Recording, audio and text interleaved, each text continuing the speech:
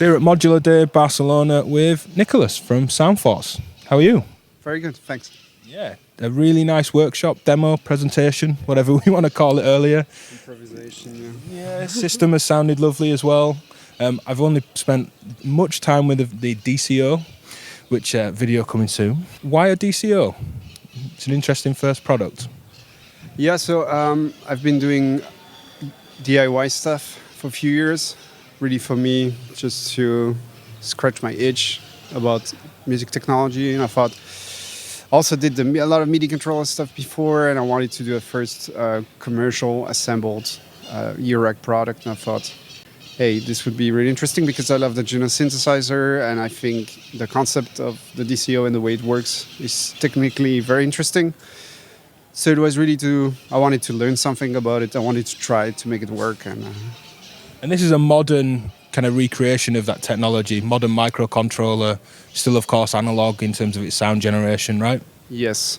So I've been able, because it's 2019, to remove a few parts, use a very modern microcontroller, and have the very similar vibe and similar interface.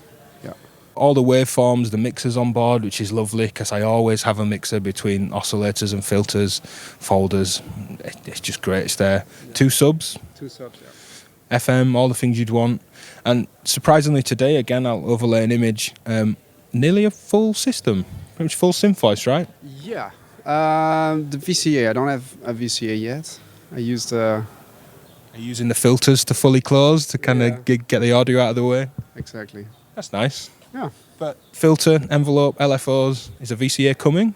So the kind of the Juno study, I will keep on going, and I will do VCA combination, also with sliders, coming a little bit maybe next year. So you've also got some controllers, specific bespoke MIDI controllers for certain synths. How did that come about?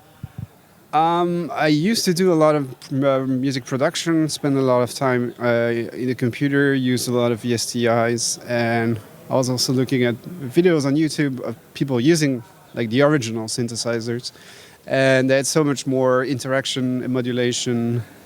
And I thought the workflow of a synth, when it's only virtual, is more complicated to understand. Yeah.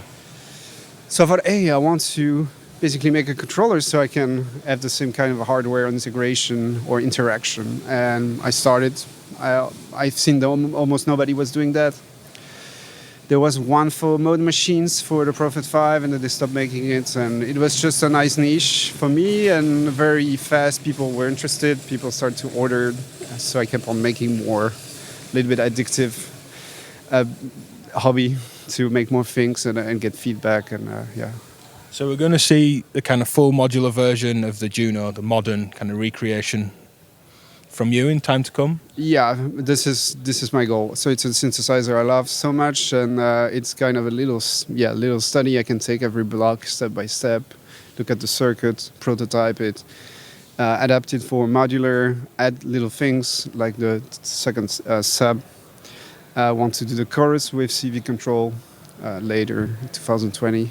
So that's the plan. Yeah. And then does it stop there? Is that as far as Soundforce goes at the minute? More MIDI controllers, because I've noticed at this year's Super Booth I spent a lot of time on the modular stuff. Okay. Everything that people were looking at was on MIDI controllers. Okay. So that was a good indicator that those devices I'm the only one to make them, so I should keep on making them. So I'll definitely make another one. I don't know, I have to pick one. But sometimes I ask my customers, what do you think should I make next? But I don't have plans yet for stuff too. We should say the filter that's in the system is more kind of Salenky MS-20 based in circuit. Why that one? As if the kind of overarching plan is the Juno? Basically that one, that was me trying to get a fourth module ready for Super Booth, like prototype. And I just kind of stumbled on the circuit, and I thought it was beautifully, it has a beautiful simpleness. It's a very efficient amount of parts that you use. So it's not a very complex filter, and it is still a great outcome. So that's also something I'm very interested in. Also to make products a little bit more affordable, to have like very efficient circuits. So it's not laziness, it's really like if you can use less parts, then of course it can be a little bit more affordable for the users. You've got CV over all your envelope as well, we should say. There's some nice twists. These aren't just kind of basic, I'm just going to build these building blocks. Exactly. So my idea was, because I start pretty late, 2019, with Eurorack, there's already so much stuff on the market. I really want to add almost everything, so CV control to everything. You want to avoid that people tell you, does it do this, does it do that? Even though people always say this. So I really wanted to add CV, for example, every stage of the envelope, CV to change the waveform, CV to change the frequency of the LFO. Because there's already so many good products that do those things, I don't need to do yet another one that's exactly the same, personally. Yeah. It's nice to know that you're kind of going down the route of wanting to build a full voice without just making certain parts basic, just to fill the gap of, I have to have an envelope. Yeah. You're still thinking about these twists and changes. So I look forward to seeing what's to come. And of course, spending some more time with the DCO for the video. And thanks for talking to me. It's red hot. It's noisy as trolleys are being pulled around, but it's beautiful. Yeah. Great event. Thank you. Thanks a lot, Ben.